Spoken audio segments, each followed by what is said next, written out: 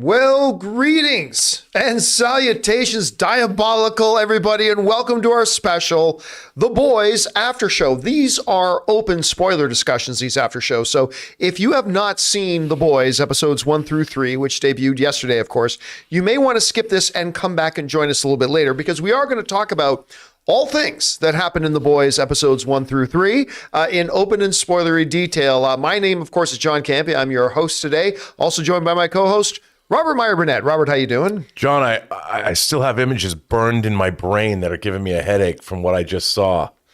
Yeah, we are here to talk about I The feel Boys. unclean. Yeah, I mean, listen, look, let's just, here's how today's show's going to go, guys. Here's how today's show's going to go. We are going to start off by talking about The Boys ourselves and our impressions of the first 3 episodes. And then we were going to go over and let you guys dictate the rest of it. We're going to hear from you. If you have a thought, observation, theory, question about The Boys so far, you can go ahead and fire that in on the super chat and we will answer that a little bit later. So let's get things started here with a little bit of context, okay? When The Boys first came out, season 1 of The Boys, we were all floored by it. Like, we couldn't believe, I mean, basically the show starts with Hughie's girlfriend getting blown up from A-Train just running. I mean, A-Train didn't mean to kill her, but In the opening scene. yeah. And with the level of gore, I remember thinking, oh, they ain't playing around. Yeah. Yeah. It's like they went out of the way right from the beginning to let you know this is what you're in for. They didn't make you wait till the 30-minute mark. It's like, this is what you're in for. And fell in love with the show. Loved the second season as well.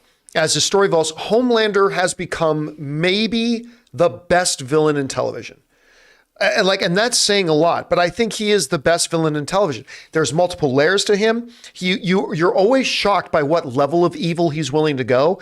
And every once in a while, we talked about this in the show earlier today, they let us, or they make us as the audience sometimes feel empathy for him. Whether it's in like the last season when you're finding out more about his childhood. Yeah. Or like even like in this season, like there's that moment, we'll get to it in a minute, but just to bring it up, there's that moment where he's on stage at his birthday broadcast and some guy in the audience yells, "Your Nazi died." And you, like, however messed up that whole thing was, he loved her. He did. And now you're having somebody mocking your pain while you're on national television. And like On your birthday. As evil, as twisted, as broken as Homelander is, there are those moments you feel for him. And the way they have done that with the show just makes him the most interesting, complex, ruthless, dread-inspiring, like ominous villain in television. And I just can't get enough of it. Dude, I can't either. I've never watched anything, not a movie, not a TV show, and you used the word earlier today, you just use it now, that filled me with more dread than he does. And they've shown us that, like, whenever he gets his face too close to anybody, you don't know whether they're walking away or they're going to be left a smoldering, their skull is just going to be an empty, smoldering husk. And it is, his performance, Anthony Starr, I think it is. Yeah, just absolutely terrifying. I mean, he's somebody should trademark his evil smile. Like there was a lot of time, and you saw it in the trailers, where he's playing, the camera would push in and he's trying to smile for the cameras.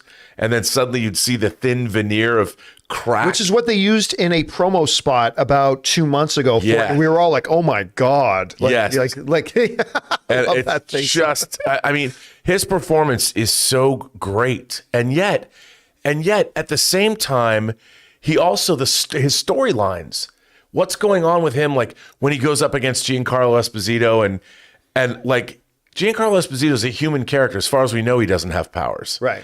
And he just stands right up to him. Yeah, he doesn't give a crap. Doesn't care. And I think what's so great is that his character interplay, whether he's talking to Queen Maeve or in this season so far, Starlight, the relationships he has with people are very nuanced. Yeah. Like there's people he walks away from in a huff. Like he's your mad girlfriend that'll leave, you know, and there's so much to him. He's so multifaceted. You just can't take your eyes off him when he's on the screen. You know, and that reminds me of like one of my absolute favorite scenes of this season so far, which is when he goes to Butcher's house. And the thing is, Billy Butcher, other than, what's Giancarlo Esposito's character's name again? I want to say Stanford or I can't. Guys in the live chat, help me out. What's the character's name again? But anyway, other than him, like Billy Butcher he confounds, I think, Homelander a little bit because he knows that Homelander's a monster. Right. And he is still willing to be absolutely defiant of him, threaten him. Like he's just, and I think that to Homelander it confounds him, but it also, I think he loves. Thank you. Kevin writes in Stan Edgar. Thank you guys. Right. Daniel wrote that in as well as Arun. Stan Edgar. Like, I think the fact that Butcher is just F you to his face, knowing that any second you just blow his head off. Like, I think that confuses Homelander too. And that scene when they're just sitting on opposite sides of the table, it's like, I don't know, it's almost like watching Batman and the Joker sitting at a table and they're just having that discussion. It's like, I was completely riveted the whole time in that scene. It was great. And again, this is a testament to how good that show is, that these two characters don't have to be fighting. There's no lasers being exchanged. They're having a conversation. And I think Homelander does have a grudging respect for Butcher as well. Yes. Like the fact that he stands up to him, that there is no fear. And you saw that a little bit at the end of season 1 and the finale of season 1 as well. Absolutely. And, they share the interests of this child. And obviously they had something of romantic interest, call it romantic interest in common. And that, I think, speaks to why the show, despite all the crazy shenanigans and all of the plotting and the superhero action, the gore, this is a character-based show. Yep. And it has driven a true ensemble cast, as we've seen in this third season with these 3 episodes. There's all kinds of stories that are truly intertwining. There isn't necessarily, we've got the stars, yes, but there's a lot going on here, and it jumps around from story to story, and each story is very, very satisfying. I never think, I don't want to watch this story. Yeah. I want to get back to this story. Where even in Stranger Things, I'm like, I don't need to be in Alaska anymore. Take me away. But this show, the plotting and the writing is just, it's tremendous. Like, even whether you're talking about the A-Train side story that's going on, Hughie's personal journey of like finally feeling like he's making a difference in the world, and then realizing, nope, he's been played all along again. And you see that development is now he's like, nope, Billy, you're right. And like he's come to that point, whether you're looking at Frenchie's side story, whether you're looking at the Deep side story, like all of these stories, like as one scene ends and they go to the next story, and I never feel like, can we get back to that other thing? Like every one of these side stories is working for me. And every one is surprising. Yeah. Like you never know like where, and they're constantly pulling the rug out from under you. And I love that. It's so hard to do. And it's such compelling television, all in the service of this NC-17 rated comic book adaptation. Yeah. And I honestly, Chris Carr was saying this today on the show. I think this show is better than its comic book origins. Well, we've thought that since season 1. Yeah. Like this is one of those examples where the on-screen adaptation exceeds the original iteration of it. And I think you and I are both in agreement. This might be so far the strongest season yet. Yeah. We're only 3 episodes in, and I have loved The Boys up till now, and that's saying something that we're 3 episodes in. We're saying as much as we've loved the other seasons, this is the best season so far. Yeah. And it might fall off the cliff a little bit later on. Right. But by the way, we're talking about how season 1, they announce what kind of show it is with A-Train running right through Hughie's girlfriend, blowing her up. They do it again. They like, in case you forgot that The Boys is not just another kind of comic book superhero thing you'll get on CW. Just in case you forgot, let us, as we begin season 3, introduce you to a new soup, Termite. Oh my God. I have, like, I'm sitting down with Anne to watch the first episode, and like, we're just a couple of minutes in, and like several times, Anne uttering, what the fuck? Like, what is happening? And like, when they first showed that, first of all, the guy says, I want you inside of me. I'm thinking, okay, so they're going to have sex. Yeah, and by the way, that's what he meant. 2 sweaty, like raw, 2 really good looking guys about to engage in a little Yeah, a little fun in the back room there. So he says, I want you inside and say, okay, we know where this is going. No, we didn't. No, we thought we knew where this is going. We didn't know where this is going. And even when he shrinks down, it harkens back to a scene in the Soup Underground Club in season 1 when we see another character shrink down and run up the butthole of somebody else, right? So we're thinking, oh, that's where they're going. And even when the scene begins and you see him this tiny and you see this giant, from his perspective, this giant cave, I'm thinking, oh my God, they're showing his butt. Wait a minute. That's not his butt. Wait, they're not going to do this. Oh God, they're doing this. What? And he's I have to say, for the first time in my life, I've seen pornographic images in my life, but I've never seen a close-up of the tip of a giant urethra and watching a character crawl up inside of it. I literally can't say I've had that experience. John, it took me a minute. I literally had to stop and be like, and I was thinking, somebody, whether there's a CG element in here, somebody had to make that. It was. But here's the fun thing about it. This is the really interesting thing about this. Okay, so he goes in. They kind of give us a foreshadowing with the sneeze first when he's standing outside. He go inside. The sneeze happens again. The gratuity and the grossness of him blowing up. But that was all not just shock value. It actually played into setting up our understanding of the world and the story where we're at. Yeah. Because that whole scene was used to set up our understanding of this is where the boys, Hughie, the government, and Vought are all at, done through that penis incursion. So we find out here that they use that to set up, they use the Termite situation to set up the fact that Hughie's now working with this federal department. They were doing this. We find out understanding that they have to wheel and deal with Vought sometimes. All right, we got Termite, but we're going to cut him loose. In exchange, we're going to get these 3 others. Civilian casualties are down 60%. We are doing good. The boys are now actually working hand in hand with the government. Yeah. And so that's where the brilliance lies. Any 5-year-old, I often talk about with comic book movies and Marvel when it comes to cameos, any 5-year-old can say, man, show up. Any 5-year-old can write that. Any deluded 14-year-old can come up with, how about a tiny man goes into a guy's dick and he blows up? Anybody can come up with that. But when you pair that within a way that you're building your narrative, building your world, that's where the genius of the show comes in. And there's an extra added level to that because there was all that online chatter after Endgame came out or Infinity War where fans threw out that theory well, Ant-Man could just shrink down and go inside Thanos' butt and get bigger.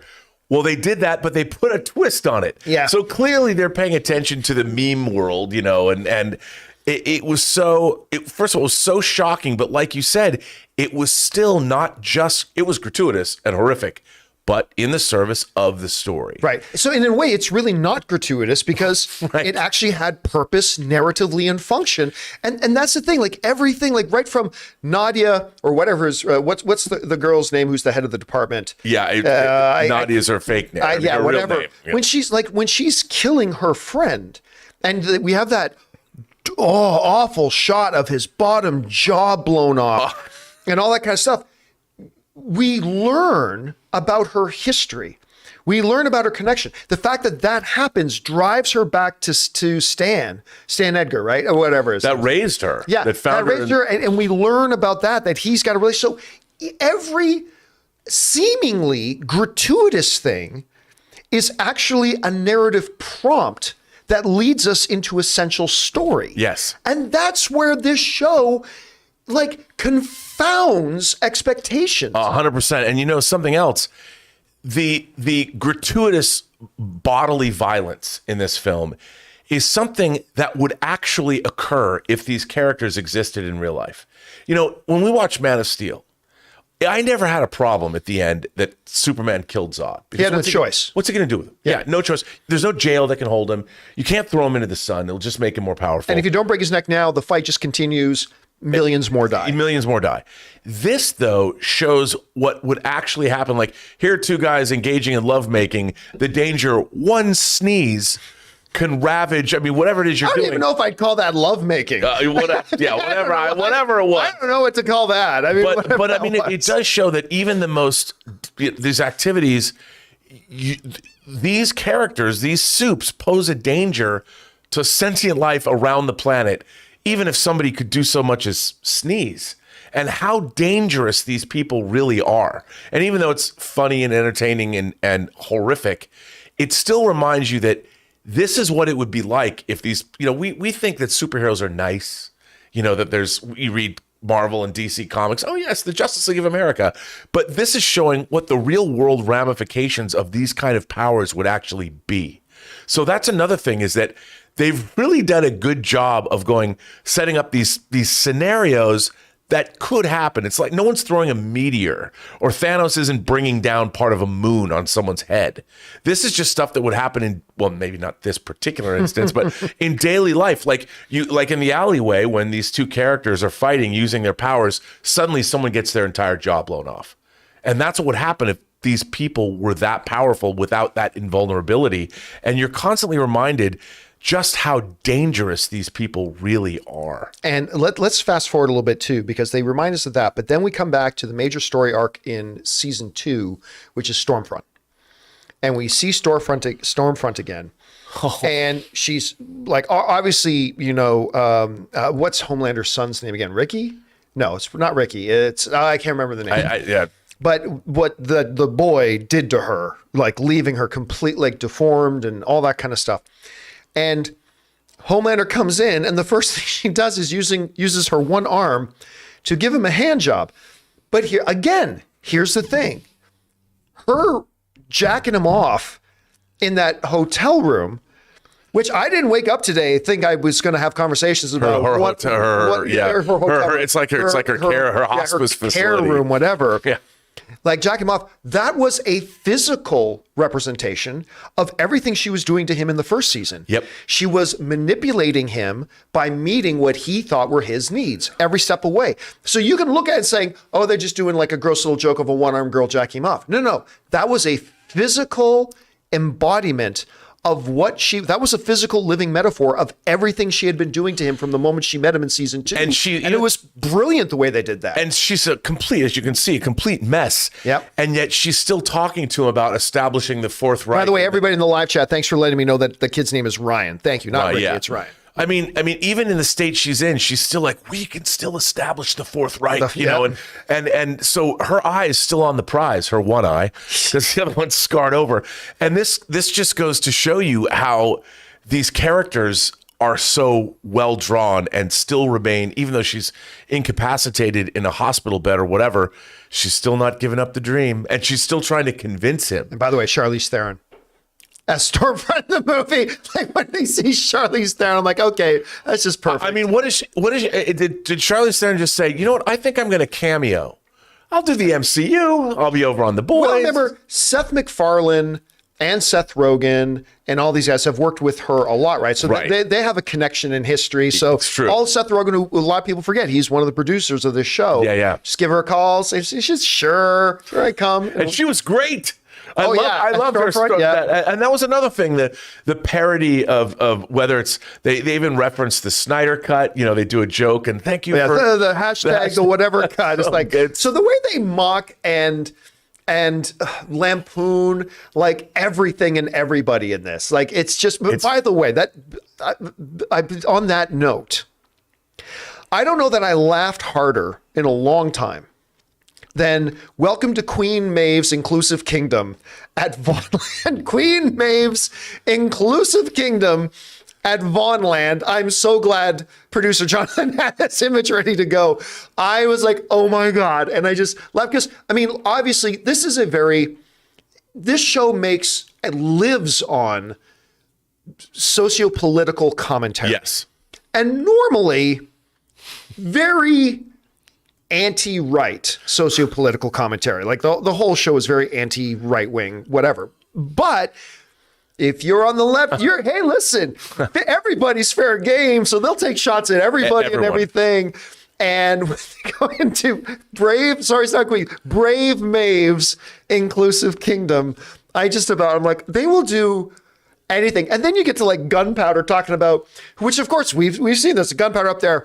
Well, this guy is going to say, he wants to indoctrinate your children to hate America and they're going to come and take your guns. It's like, they're going after everybody on whatever spectrum they're on, whether you're left or right or straight or gay or whatever. That's Sean Patrick Flannery.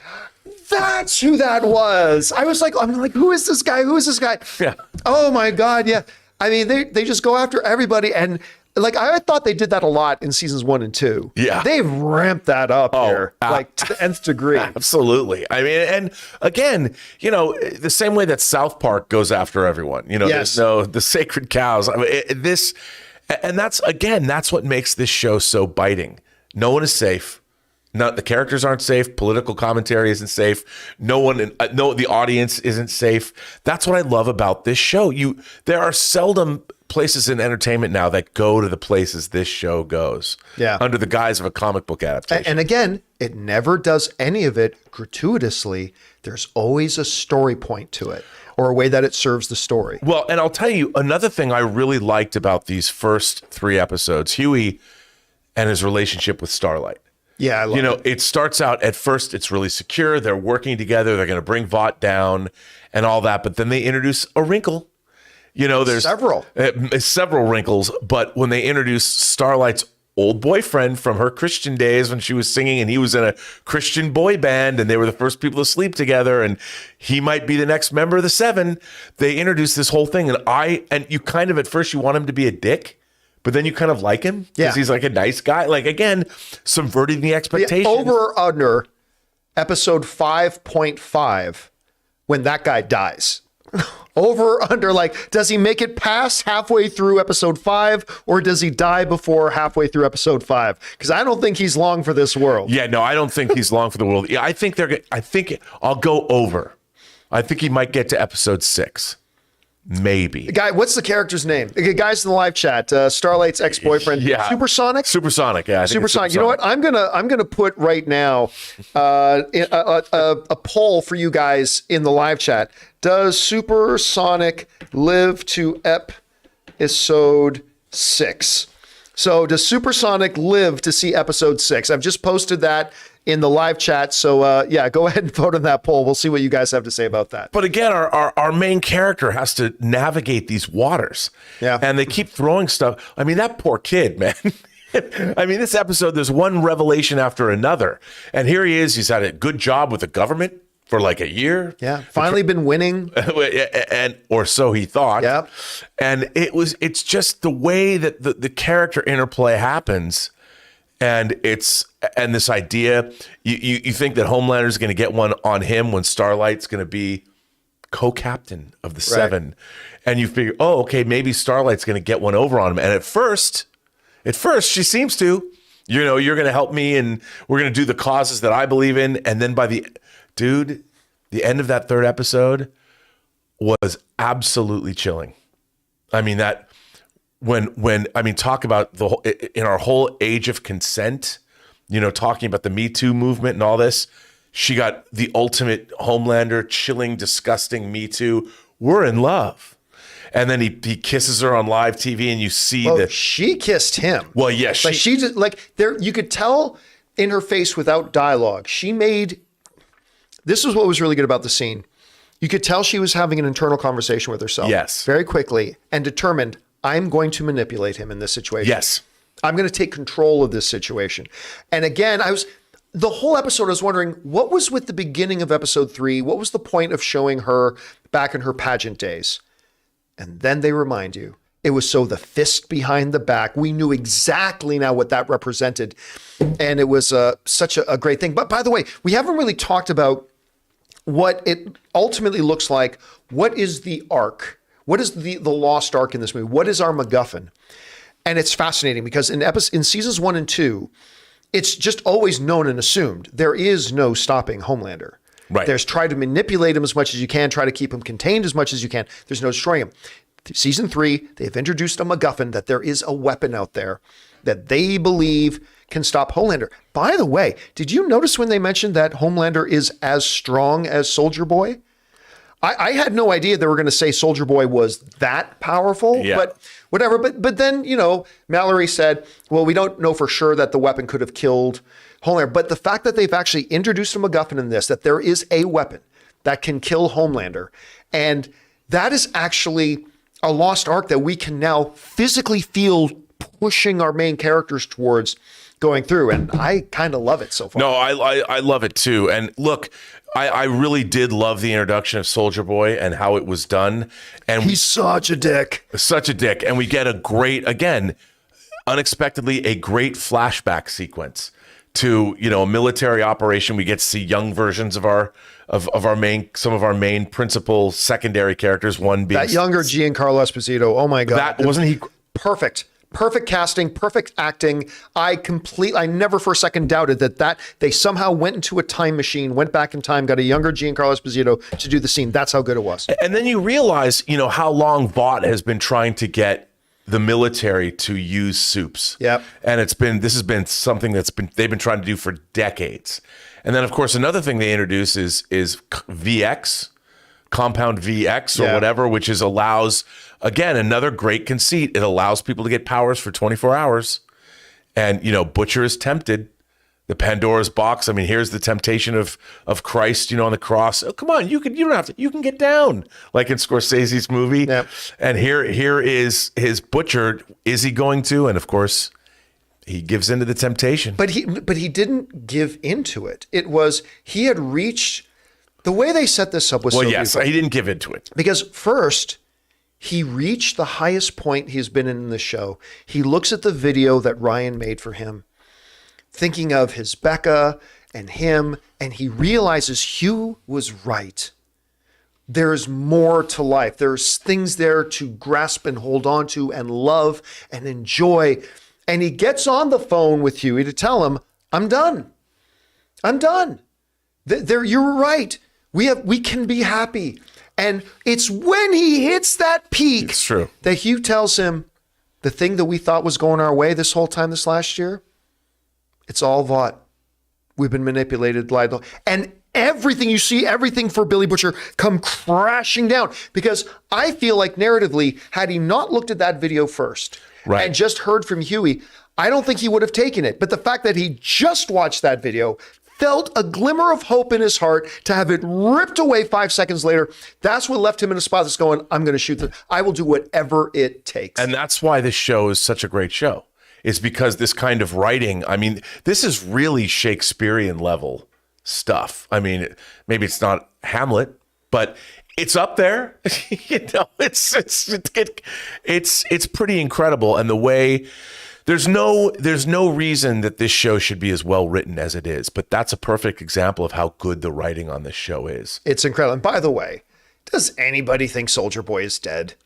Obviously, he's not dead. Of course not. I mean, I believe there is a weapon. I believe there's a weapon that probably incapacitated him or whatever, but I don't believe for 1 second that he's actually dead. He's clearly still alive. He's Captain America. He's frozen. He's frozen somewhere. Something's going on. He's going to come out, and there you go. So anyway, guys, that's our general thoughts so far on season 3, episodes 1 through 3 of The Boys. I'm sure there's a lot more to talk about, but I'll let you guys dictate what we talk about from here on out, because that's what we're going to do now. We're going to take your live comments, thoughts, questions, observations, theories, whatever. But before we get to those, and we will get to those in just a second, 2 things I want to do. First, I want to go and visit our poll that we put up, and we asked, does Supersonic live to episode 6?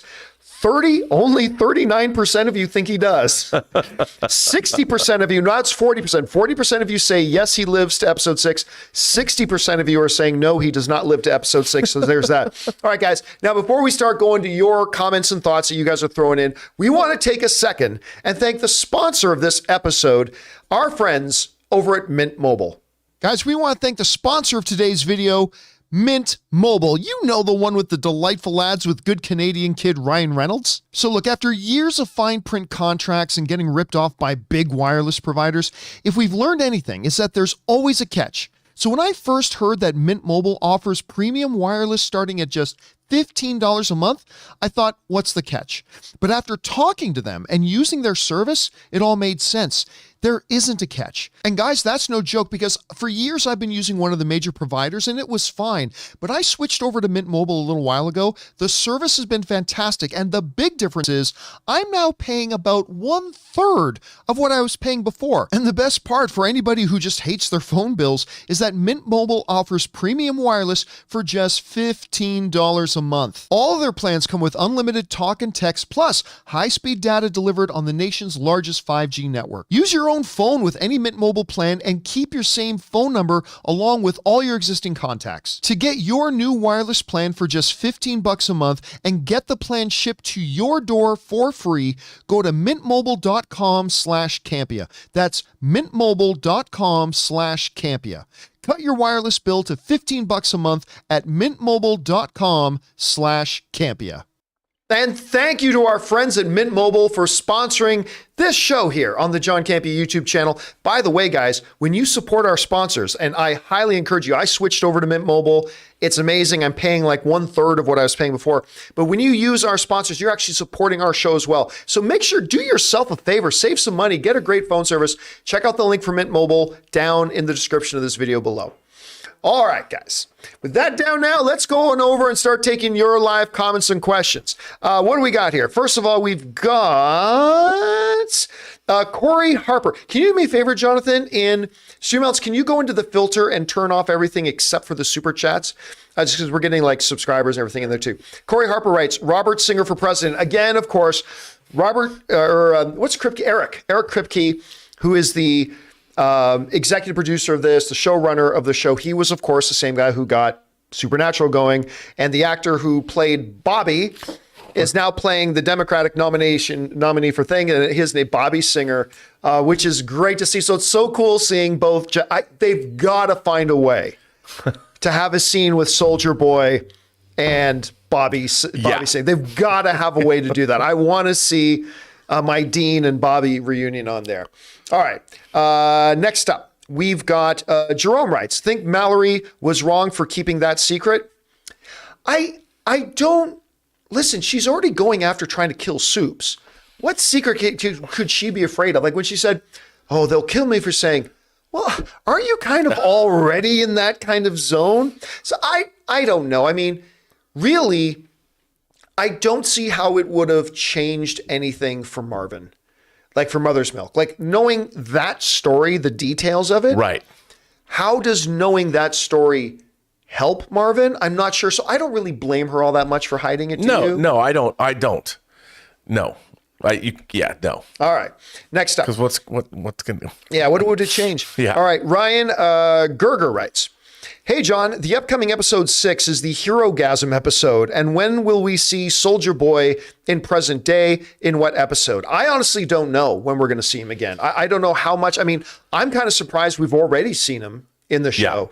Yeah. And I honestly don't know if we're going to see him in present day. I'm assuming we will, but I don't know for sure. I think we will. I mean, wherever he's, I mean, look, Stormfront's from the day, back in the day. Yeah, that's true. So, I mean, I guess they were at some point contemporaries, maybe. I mean, I think that whatever this MacGuffin is, I think that's where we're also going to find Soldier Boy. Yeah, you're probably right. Maybe it's underneath that nuclear power plant. Who knows? I don't know where it is, but we're going to see him. All right. There's going to be a fight. Yeah, I agree.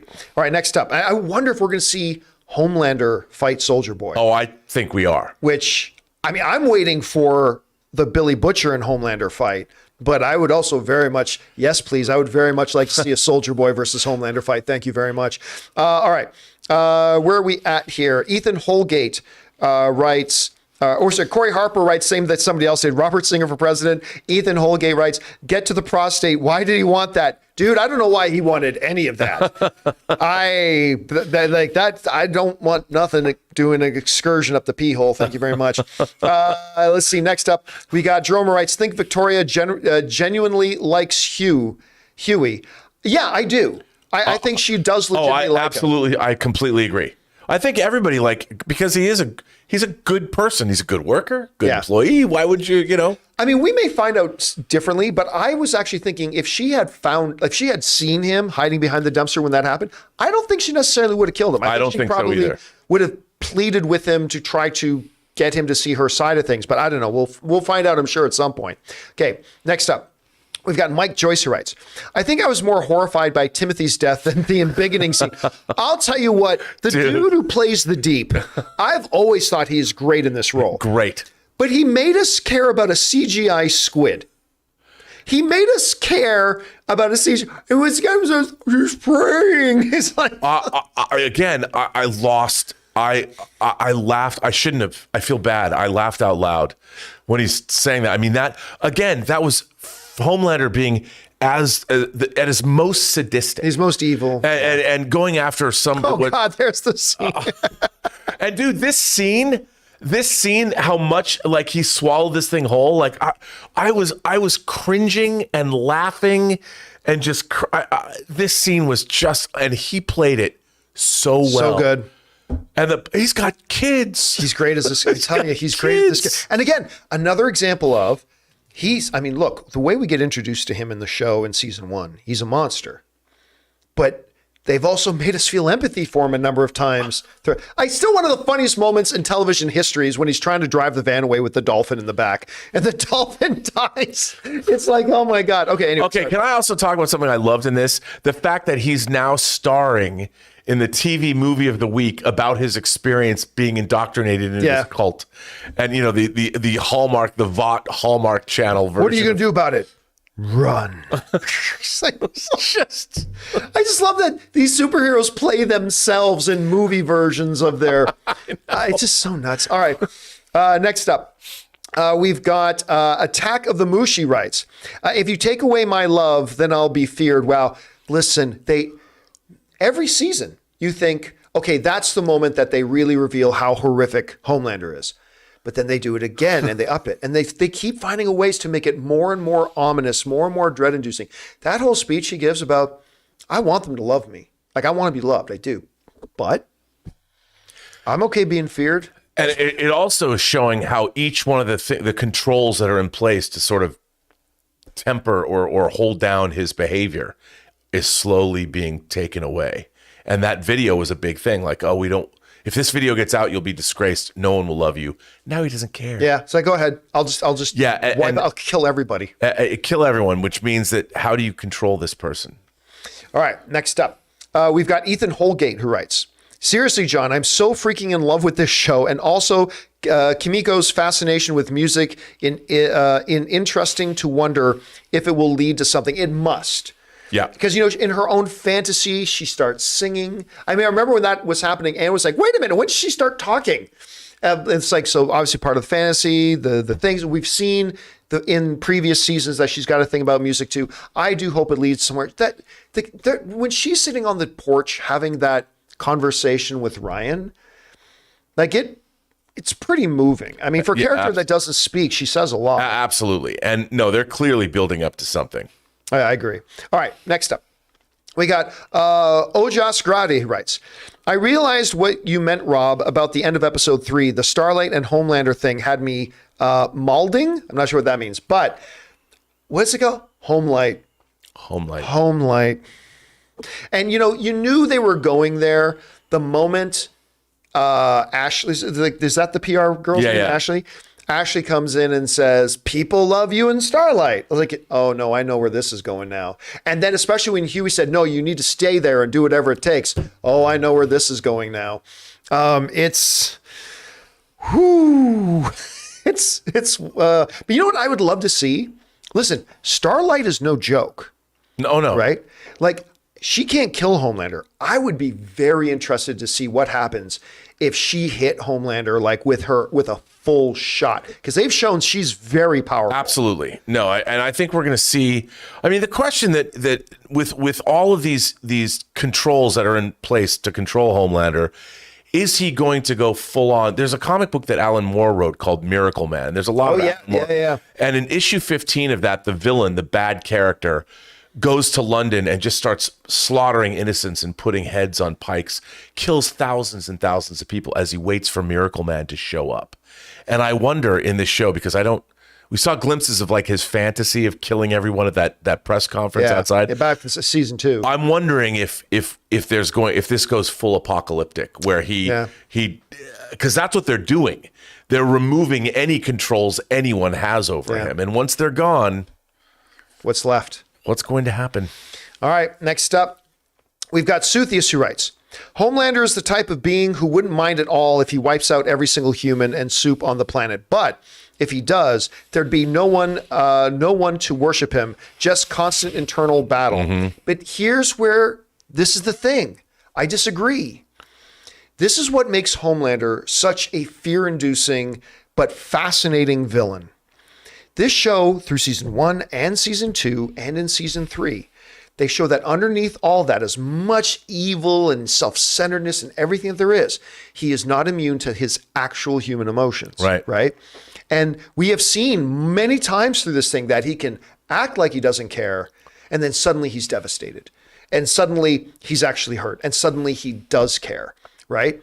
So, I mean, I could see him wiping out a city, taking out New York, but then later being crushed by the guilt of it. Yeah, and he does set up, he talks about what he would do. Yeah, again, first I'll take out the power grid, and then I'll do this. And it's like, God. I mean, that's Chekhov's gun. You know, he's already laid it out. Yep. All right, next up, we got Mr. 47 who writes, I love that The Boys does and says everything that Marvel and DC could never do.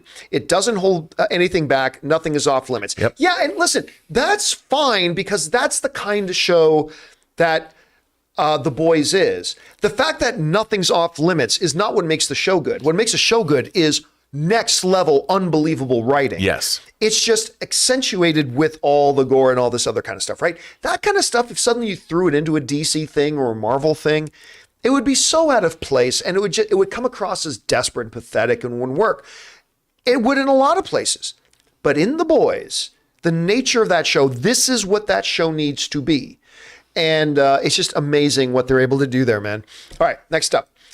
We've got Mr. 47 writes in again. He writes, between Atlanta, Stranger Things, Obi-Wan, The Boys, Ms. Marvel, and Andor, we are truly spoiled with content to watch.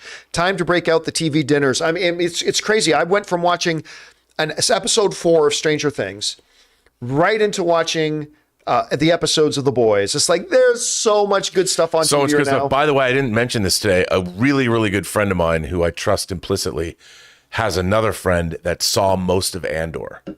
Ooh. And said it's incredible. Says next level. Like it's I heard that. Of all the shows that it's a step above. But the trailer was incredible. Next up, we've got CJ Rebirth who writes, oh my God, did not think my intro to this world would be exploding bodies. That termite scene and Aya Cash looking like that. Also, love Hugh / Starlight pairing. You know what? I think it was, even though I hate romantic relationships and superhero movies, it was, while I was already shocked by The Boys, I think it was in season 1 when we started seeing Hughie and Starlight that I'm like, now it's got me. You know, now this show has me because they're showing they can do all these different levels. That is just incredible. All right, next up. Crashing Coyote writes, I think The Boys season 3 is the best show of the year so far. I'm not willing to say that 3 episodes in. Right. Because remember, we've seen shows start strong in seasons and then go right off a cliff. So I'm not ready to say that, but I will say, like I've seen the first bit of Stranger Things. I think this is better than Stranger Things. I'm loving Stranger Things. I do too. It appeals to me in a different way than it's always going to have more that interests me than Stranger Things does. But this is really strong. By the way, I was going to say the actors, like even when Stormfront gets to portray herself in bed with one arm, and these actors must be having the best time. They must be having a blast. A blast. And I mean, even when they're doing terrible, horrible things or they're laid up in bed, they must just be loving this. Yeah. And I want to see behind the scenes. I want to be on that set so bad. I want to be there so bad. All right, next up. We got Jerome who writes, think Butcher will become a villain? No, Butcher's not going to become a villain. He's, if nothing else, he is so tethered to the memory of Becca. He's so tethered now to Ryan. He ain't going villain.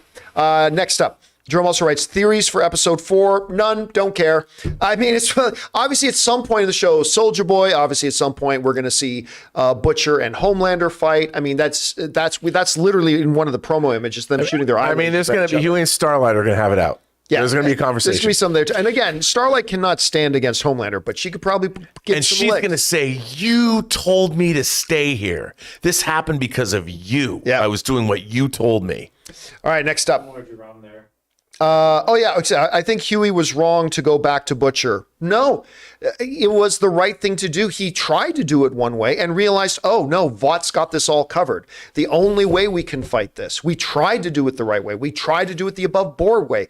The only way we can fight these people is Billy Butcher's way. Yeah, that's right. And I don't think he was wrong. I think there's going to be a cost to it. There's definitely going to be a cost and a price to pay for it. But he knows it was the only way. All right, next up, we got Dr. J, who writes, I laughed at that Ant-Man entering Thanos joke, but I'm not laughing anymore. That little bastard crawling up the pant leg was terrible. Yeah. Frenchie's pant leg. Yeah, Frenchie's on the ground. And he does this little, should be a funny little visual. Oh, he's crawling up his leg. You are terrified. Terrified. For Frenchie. It's what could happen here? That, oh my God. Man. He can do real damage. That was, and I love the fact they play that same thing. Even though he's small, he still has the power as if he was. Yeah, of the full grown. And it was great throwing him around. And oh God. By the way, Butcher putting him into a bag of cocaine. How freaking only the boys can do this. All right, Stephen Wolf writes, hey guys, Eric, Chris, you probably meant Kripke, has an incredible mind for storytelling. Zaslav, the axe murderer, should look into hiring him as the DC head. Oh, no. Man. No. Don't get me wrong. Supernatural is my favorite CW show of all time. I was heavily invested in that show for all 15 of its seasons. I love The Boys, but his storytelling, I don't want him confined into something like DC. And it's not the right fit for DC. Right. That is not what DC is or what DC should be. So, but I wouldn't mind if they decided, hey, we're going to bring him on as a writer of one project. That would be cool. But head of DC, no, that's not a good fit at all. All right. Not to mention, he's not a studio executive. He's a creator. He's a showrunner. He's not a studio executive. All right. Let's see. Julian Mott just sends in a $10 super chat to be supportive. Thank you, Julian. Appreciate that. Wayne Denny writes, love the bit when the director was hooking up in the bathroom with Ashley. She says, I died when this happened. Dude, You're died. a fraud. Gilroy finished the movie. I know. Of course, that's a callback to real life.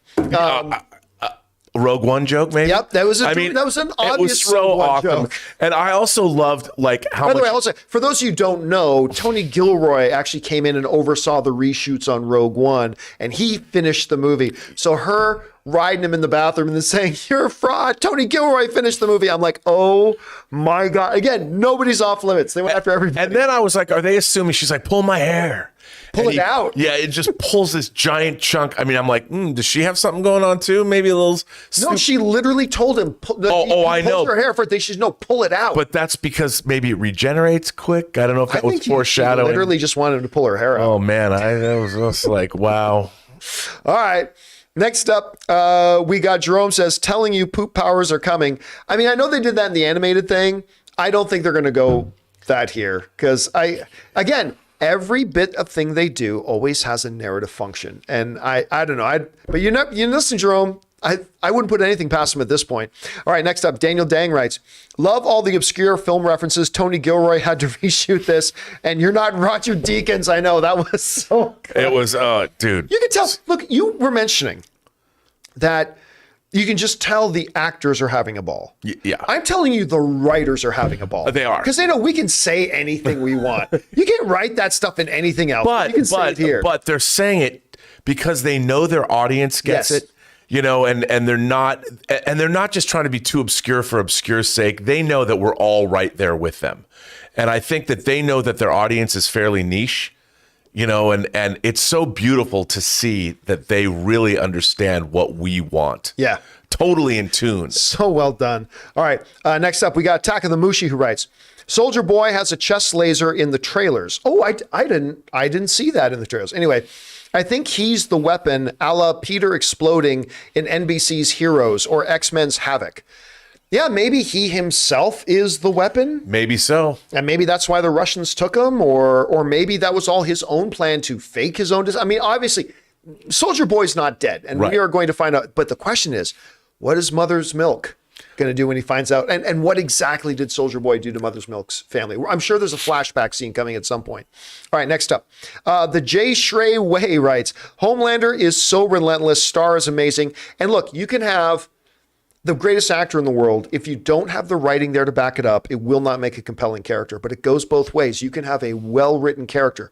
If you don't have a actor and a director who are right on the same page with the writer in expressing and manifesting this character, then it won't work. And what we have here is brilliant writing with the performance to carry it and manifest it the way it needs to be. And it's given us one of the greatest, I'll go so far as to say this, one of the greatest TV villains in television history. Yep.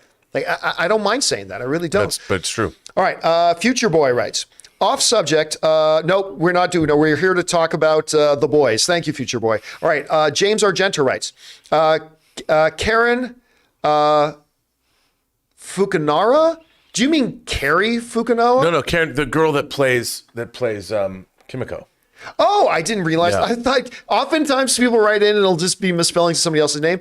Revealed there will be a musical episode starring her character this season. Wow. Are they really going to do a musical episode? Well, you know what? In the trailers, they had musical numbers that were not what we've seen already. I didn't see those. Oh my yeah. God. That's okay. Oh, well, all right, then that would make a lot of sense. That makes sense, dude. All right. John Lee writes, I saw a theory that Homelander might have come from some parts of Soldier Boy's DNA, so Homelander might be related to Soldier Boy. I had that exact same thought. When his body was taken away, it's like, what if he becomes part of the experiment that ultimately led to the creation of Homelander? Which means Soldier Boy's Homelander's daddy. Because remember, before he murders that poor girl on the rooftop and sends her off to her death, he talks about, I came out of a dish. He said, it's not even my birthday. I came out of a dish, right? I wouldn't be surprised at all because remember, they also make comparisons in the strength levels between Soldier Boy and Homelander. They could be pointing us towards that. I had that same thought myself, man. All right, let's see. Next up, we've got, was that John Lee? Yes. Senior Film writes, very curious about Soldier Boy and how he plays into the main story. And that flashback was cool. Well, so far, even if we learn nothing else about Soldier Boy, his presence has set up the MacGuffin of the season. Yes. Whatever that weapon is, that's the MacGuffin of the season. And so whatever else we find out about Soldier Boy and how else he ties into the story and all that kind of stuff, they've already given him a narrative purpose for being here. You know, I had a thought when I was watching this that with this whole DNA, what if, this is so terrible to say, what if Stormfront is Homelander's mother and Soldier Boy is Homelander's father? And she'd been having an affair with her own son, knowing it. That's why she's that's some Back to the Future shit right there. But done for real. Yeah. You know, and that's why we're going to bring about the Fourth Reich. I mean, I know that's but I was thinking to myself, but it's something they would do. That's what I was like. And there's something, and Homelander finds out about that. I don't know if they're going to do that, dude. I don't know that there's any floor that they won't break through and go further down. All right, John Lee writes, I saw a theory that Homelander might have come from some part. Oh, we already did that part one. Senior Film. Foxy Scorpio's the last. Oh, is it the last? So you need to scroll down a little bit more. I can read. I just can't see the title. The name of the. What's the name of the person, Jonathan? It is Foxy Scorpio. Foxy Scorpio. There it is. Writes, I always found Edgar's cavalier attitude towards Homelander suspicious and always thought he must have kryptonite ace up his sleeve. I was going to say earlier, I wouldn't be surprised if whatever weapon it is, they ultimately find out that Edgar's got it. And that's why he doesn't, I mean, even the way he's talking to him on stage, like he just speaks down to him so condescendingly. Like as if he's not the most powerful being in the world. He's got something, whether it's your theory, Rob, that he's like Edgar himself is actually the alpha soup. Right. Or he's got access to whatever this weapon is. He's got to have something. And they're also setting him up. Talk about great villains. I mean, Giancarlo Esposito, his demeanor, the way he delivers his lines, and the way that other actor who played his younger self, there's just something about the cadence of his voice that is scary AF. Yeah. I mean, He has to have the type of presence that as a mere mortal human man, he commands all soups. Like there's something to that. All right, guys, that'll do it for all of our Super Chat questions. But Jonathan brought up accidentally, I think, but it reminded me. Jonathan brought up an image here that reminds me of what was actually my favorite scene so far, and this is it. This is my favorite scene of The Boys season 3 so far. Not exploding bodies, not a fight between U.S. military and rebels, not Soulja Boy punching a guy 1,000 feet into the air, crashing him down to his death, not penis incursion exploding human beings.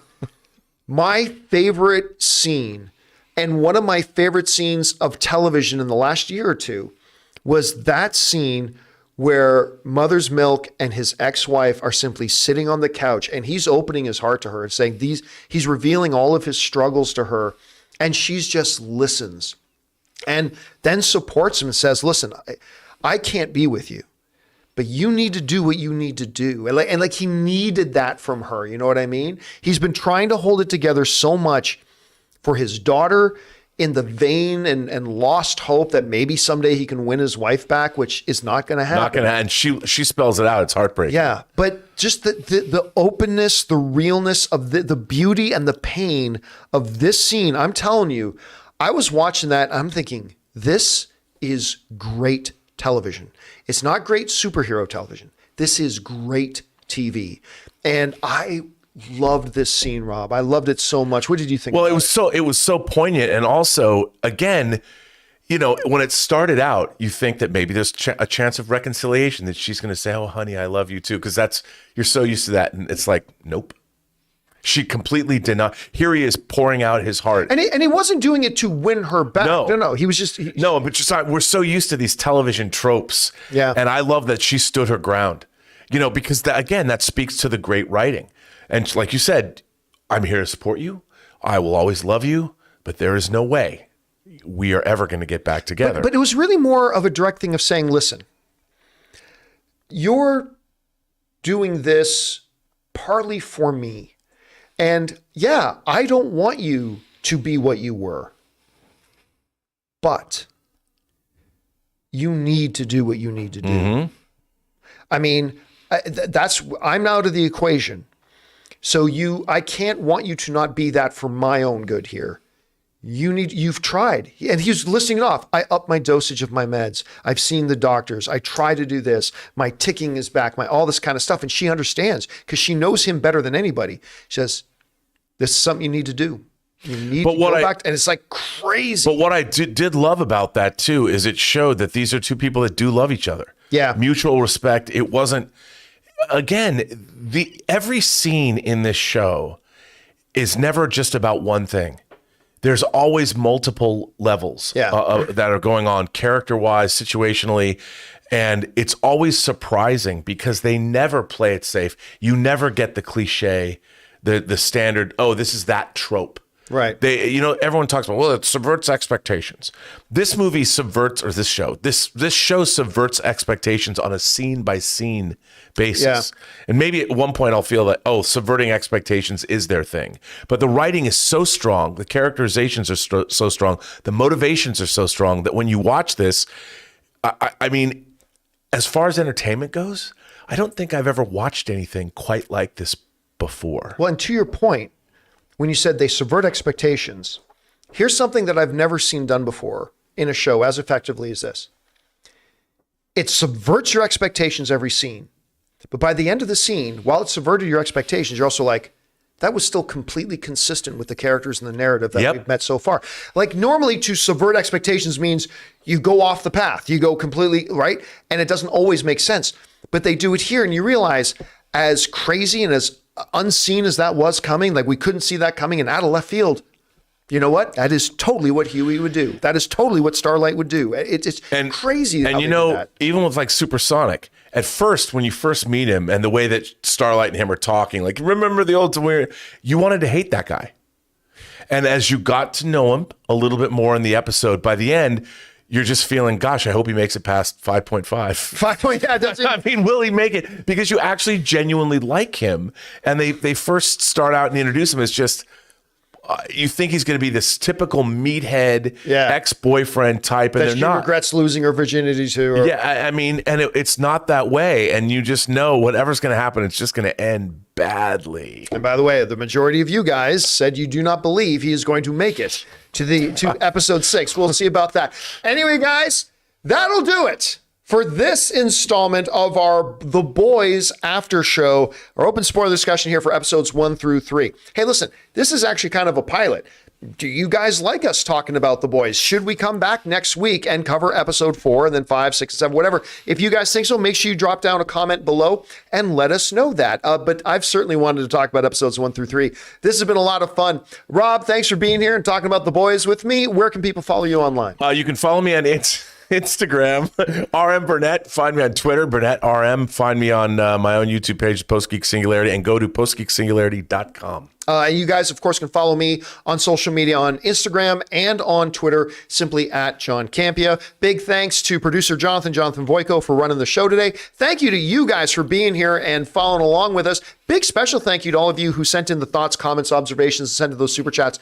Number one, because you gave us great fun things to talk about. And you taught us some things as well. Yeah. Number two, you supported this channel as you did it. And all of us here involved with the John Campea channel, thank you guys so much for your support. All right, guys, that'll do it for us for now. Have a great rest of your day and a fantastic weekend. My name's John Campea. And until next time, my friends, bye-bye.